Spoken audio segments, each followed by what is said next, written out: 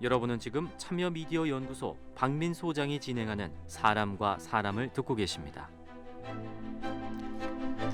네, 전주시가 구도심 활성화를 위해서 한옥마을을 중심으로 관광용 트램 도입을 추진하고 있습니다. 최근에 시행한 타당성 조사에서 긍정적인 결과가 나왔다 이렇게 전해지고 있는데요. 정작 그 내용을 보면 관광용 트램 반드시 짚어야 할 부분이 있다고 하네요. 관련 보고서를 분석한 참여자치 전북심연대 김남규 정책위원장과 이야기 나눠보죠. 어서 오세요. 네, 안녕하세요. 자, 일단 전주시의 관광 트램 사업 기본 내용이 어떻게 됩니까? 한옥마을 내부에 그 총 길이는 그러니까 철로의 길이가 네. 3.3km. 네. 그래서 이렇게 그걸 회전한다고 그러잖아요. 네. 예, 그렇게 구상을 하고 있고 차량은 9m 정도가 적정하다. 네. 그랬고 전체 그 투자비 초기 투자비는 334억, 연간 운영비는 30억 정도 들어갈 거다. 네. 그 차량 여기서 음. 그 아까 타당성 이야기를 하셨는데 네. 정확히 이야기하면 사전 기술 타당성 용역인데요. 네. 타당성 용역이라고 용역 이름이 그렇게 돼 있어요. 네. 근데 제가 내용을 보니까 네. 한국 그 철도기술연구원이라고 하는 데는 네. 철도 기술에 관련해서 연구를 하는 거지 경제적 타당성을 검토하는 네. 곳이 아니에요. 네. 그 문제를 저희가 짚어봐야 네. 되는데 네네. 그 전에 네. 잘 모르시는 분들이 계실 것 같아요. 그 김한주 전 시장 시절에 경전철 도입 논란이 있었잖아요. 이거하고는 다른 거죠. 다르죠. 네. 이제 계속해서 왜 이야기를 하다 보면 나오는데 왜 관광 트램으로 했느냐라고 하는 거하고 이야기를 하다 보면 설명이 될 텐데 김한주 전 시장이 추진하려고 했던 경전철은 도시철도 즉 대중교통 수단으로서의 네. 하나의 경전철 트램 이렇게 그냥 철도라고 보시면 되는 거고 도로에 설치되는 거고. 네. 네. 근데 요금이 대중교통 요금에 근거해서 준해서 요금을 책정하게 돼 있는 부분이 또 하나 특징입니다. 네. 대중교통 수단이기 때문에. 그런데 이번에 김한주 시장이 비슷한 대성동 그 공영주차장에서 한옥마을 연결시키는 네. 도시철도를 하려고 그랬어요. 네. 처음에는. 네. 네. 근데 이거 정부 심사에서 공모에서 떨어졌습니다. 왜냐하면 타당성이 안 나오니까 경제성이 안 나오니까 그래서 한옥마을 구간에서 움직이는 관광 트램을 하겠다고 하는 건데요. 네.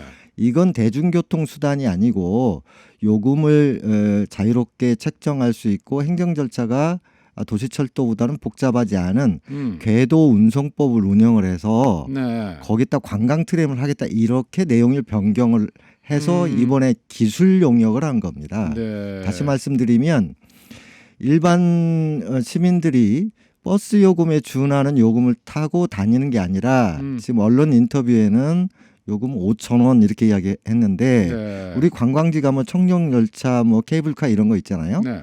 타고 싶은 사람 타는 거죠. 비싼 요금에도. 그래서 관광객이 이용하는 일종의 뭐 놀이 시설이 될 수도 있고.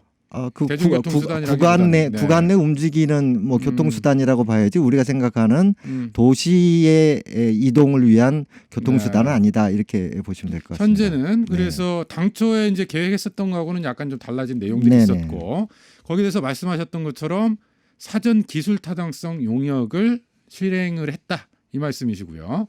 그 네. 사전 용역 이름이 사전 타당성 조사 이렇게 돼 있어요. 네. 근데 저는 이 용역 이름 자체가 잘못됐다고 하는 거죠. 원래 그러니까 공식적인 이름은 사전 타당성 용역. 네네. 네. 공식 전주시가 이야기하고 있는 게 내용을 보니까 기술에 관한 타당성 조사예요. 그렇게 추정하시는 이유는 용역 기관이 아니요. 네. 실제 용역 결과 내용이 네. 이런 겁니다. 과연 한옥마을 그 좁은 골목골목을 원하는 대로 돌아다니는데 중요한 속도와 회전 반경 때문에 열차가 여기에 트램을 놓을 수 있느냐 네. 놓는다고 하면 이 회전 반경 있잖아요. 이건 속도하고 차량 길이하고 네. 연관이 됩니다. 그래서 9m라는 게 나와요. 제가 뭐 전문가는 아니지만 일반 버스가 12m 정도 된다고 하면 일정 속도에서 좁은 골목을 회전하기가 어렵거든요. 네. 천천히 가면 회전하지만 음.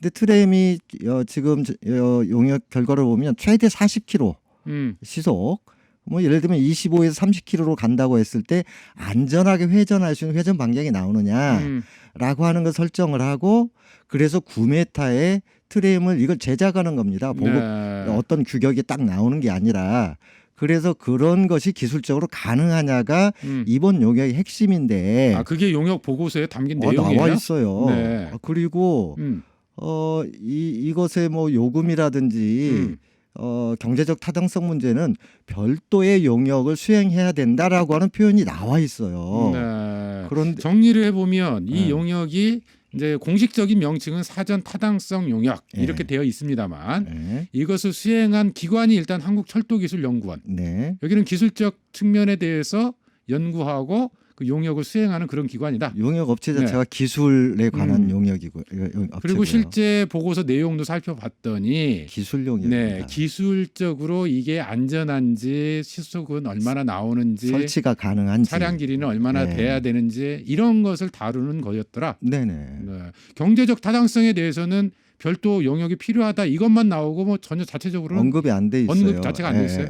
그런데 네. 이제 모 일간지와 인터뷰에서 뭐 해당 부서에서 인터뷰를 하셨을 텐데 마치 100만 명 1년에 100만 명이 이용할 것으로 보고 요금 5천으로 하면 네. 연간 50억의 운영 수입이 있다 생긴다. 아니 언론에서는 그렇게 보도가 됐었어요. 그럼 그 그건 근거는 어디에? 용역 보고서에 나온 거예요? 없습니다. 용역 보고서 아니에요? 네. 근데 어쨌든 전주시가 발표를 했을 거 아닙니까? 그건 인터뷰에서 한 이야기라서 기자하고 질문 가운데 어떻게든 튀어나온 이야기일 텐데 이걸 용역 보고를 공식적으로 한 적도 없어요. 네. 보통 용역을 하면 중간 보고 최종 결과 보고 이런 걸 이제 각계 전문가와 시민단체 불러놓고 하는데 코로나19 때문에 또 못하는 뭐 상황도 있었다고 이해는 하지만 용역 보고서에 없는 내용을 마치 경제적 타당성이 있는 것처럼 발표한 게 우선 가장 큰 문제다라고. 그게 문제다라는 지적이시고. 네네. 네. 그러면 어쨌든 지금 경제적 타당성 부문에 대해서는 용역이 진행되지 않았고요. 네. 또 뭐 나중에라도 진행될 수 있는 거잖아요. 해야 됩니다. 네. 왜냐하면 필요하다. 절차상 300억 이상의 예산이 투입되는 것은 중앙 투자 심사를 받게 돼 있어요. 그러면 투자 심사를 말로 가서 받을 수가 없으니까 기본 구상 및 타당성 용역을 통해서 여기는 기술을 한 거잖아요. 네. 이 정도 길이의 트램을 하면 안전하게 다닐 수 있다라고 하는 큰 틀에서 기술적 했다면 경제적 타당성과 여러 가지 문제점 복합적으로 시너지 효과까지 해서 별도 용역을 한 다음에 그것을 가지고 가서 정부 투자 심사를 받아야 돼요. 네. 그 부분에 대해서 전주시한테 혹시 물어보셨어요? 뭐 언제쯤 경제적 타당성 용역 할 곧 거냐? 발주를 한다는 곧 이야기까지는 발주를 한다. 들었습니다. 네, 거기까지는 들었고 네네.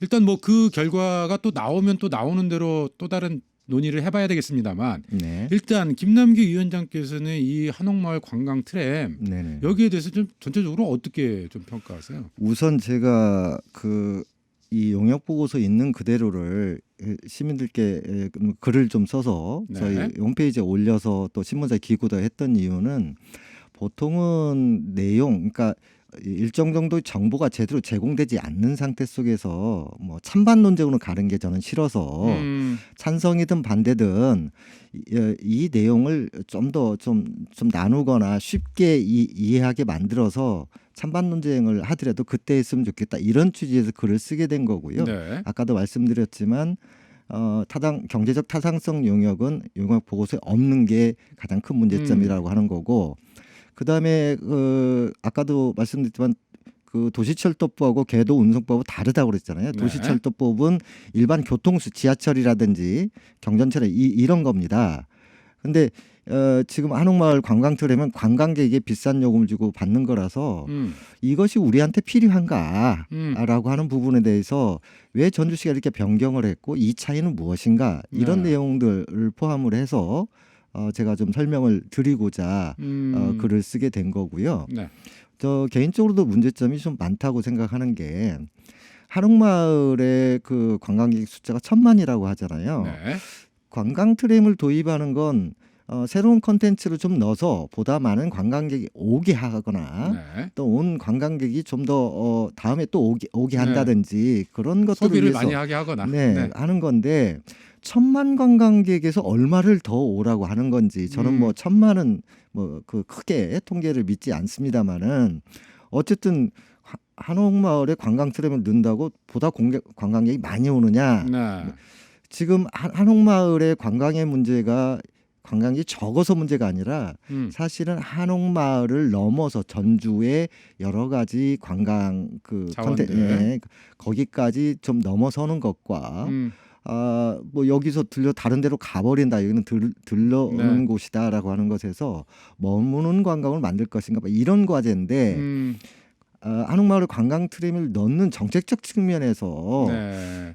이렇게까지 해야 될 이유가 있는가 한번 생각을 더 해보자라고 하는 게 이제 결론이고요. 구도심 활성화나 한옥마을 네네. 관광객들을 더 늘리기 위한 방안으로 예. 이게 관광용 트램이라고 하는 게 타당한 목표냐, 사업 정책적으로 방향이냐. 예, 관광 네. 활성화를 위해서 이게 한옥마을의 과제를 풀어가는 중요한 어떤 예산 투입에 그걸 짚어봐야 예, 된다. 예. 이런 말씀이시고. 그런 거고요. 네. 안전 문제도 좀 있어요. 음, 그 외국의 경우는 뭐 그런 문화들이 익숙해서 그런지 몰라도 뭐 그 복잡한 사람들이 잔뜩 거리에 있다가 트램이 오면 쫙 사람들이 비켜준다고도 하고 네. 그런데 그거에 대해서 뭐 안전하다라고만 이야기할 수 없거든요. 그다음에 이 트램은 궤도운송법이기 때문에 도로교통법을 적용받지 못해요. 네. 그래서 이제 자동차 보험처럼 보험의 문제라든지 이런 게 적용이 안 돼서 약간 그 문제 보완이 좀 필요하고 회전 반경이나 차량과의 어떤 중복성이라는 문제라든지 이런 네. 부분에 대한 세부적인 검토가 다시 필요하다고 보는 거고요. 한옥마을의 전동 킥보드 뭐 그 전동 우리 젊은 친구들이 타고 다니는 이런 거 있잖아요. 네. 그런 거 통제해야 되고 일단 주말에 외부에 한옥마을 진입을 하는 자동차 통제하지만 이제 주거민 거기 주거하는 분들의 차량까지도 좀 더 통제를 강화해야 되는 네. 뭐 이런 문제 등 복잡한 문제에 대해서 좀 주민들이나 시민들 의견 수렴이 좀 필요한 부분이다. 네. 그러니까 정책적인 측면 또는 경제적 타당성 측면 주민 의견 수렴도 안 돼 있는 상태 속에서 네. 기술 영역을 가지고 마치 경제적 타당성이 있고 이 정책이 완전히 전주시가 결론 난 것처럼 이야기하는 건 잘못된 알겠습니다. 거다 이런 겁니다. 일단 뭐 관광용 트램이 반드시 필요하냐 그렇지 않느냐라고 하는 것에 대해서 더 논의가 필요한 시점인데 네. 이것을 서둘러서 이게 타당성이 있는 것처럼 네네. 그것도 기술 용역 결과를 가지고 경제적 타당성이 있는 것처럼 먼저 발표해버리고 좀 여론몰이에 나서는 거 아니냐 좀 그런 문제의식을 갖고 계신 것 같네요.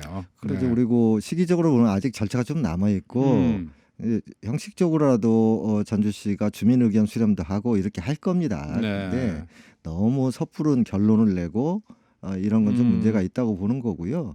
아마도 여러 가지 절차나 이렇게 진행을 하면 현재 그 김승수 시장 임기 내에 시공에 들어갈 수 있을지도 좀 의문이고요. 네. 절차가 좀 많이 남아 있어요. 연결지어서 요즘 들어서 제2공공청사 문제도 좀 그렇고요. 그다음에 재난기본소득 그 문제와 관련해서도 좀 그렇고 전주시 행정이 좀 뭔가 조급해 보인다. 선 발표하고 후 조치한다. 뭐 이런 지적들도 좀 일부에서 나오더라고요. 좀 어떻게 평가하세요? 그 전국 최초라는 걸 너무 좋아하고 언론에 이렇게 주목을 받는 걸 김 시장이 너무 좋아하는 거 아니냐 이런 비판이 있기도 한데 예를 들면 그 재난 기본 수당 같은 경우는 처음에 언론 발표할 때 5만 명 이야기했잖아요. 근데 실제 접수를 받아보니 접수도 복잡했잖아요. 뭐 네. 소득이 줄었다라고 하는 걸 증명해야 되고 이런 문제 때문에 결국이 3만 명 조금 넘는 사람들이 그 수혜를 입었는데 기초조사나 또는 그 해당 부서라든지 전문가의 의견을 좀 들어서 질병관리본부가 잘한 게 뭡니까? 모든 걸 투명하게 공개하고 네. 전문가의 의견을 받아서 그것이 현장에서 실질적으로 이루어지게 하는 그런 믿음을 줬고 그런 고생 끝에 지금 코로나19에 대응하는 국민적 어떤 힘이 생긴 건데 아무리 좋은 거라고 하더라도 그것이 현장에 실질적으로 적용되게 하는 데는 좀 전문가 의견뿐만 아니라 시민들 의견들 이렇게 좀 열어놓고 해야 될 필요가 있다고 네. 보고 요 문제도 보면 영입보고서 공개를 안 해요. 그래서 제가 개인적으로 프린터물로 받아가지고 내용을 좀 한 건데 뭐 시민의 세금으로 용역을 결과를 얻었으면 시민의 공공 지적 재산 아닙니까? 뭐 이런 공개 믿음을 주는 알겠습니다. 문제 이런 행정들이 필요하다고 봅니다. 김승수 시정의 최대 강점 가운데 하나가 사실은 시민과의 소통 행정을 내세웠었어요. 네, 그런 부분들의 초심 이런 걸 좀 다시 찾아가는 그런 계기가 됐으면 하는 그런 바람도 좀 한켠으로 갖게 되네요. 네. 김 시장의 의지나 말이 네. 실제 행정에서 맨 마지막 결과로 나타나야 되는 거지 선언만 한다고 되는 문제는 아니라고 봅니다. 알겠습니다. 한옥마을 관광용 트램 여러 가지 좀 과제가 남겨져 있네요. 참여자치 전북시민연대 김남규 정책위원장이었습니다. 고맙습니다. 네, 감사합니다.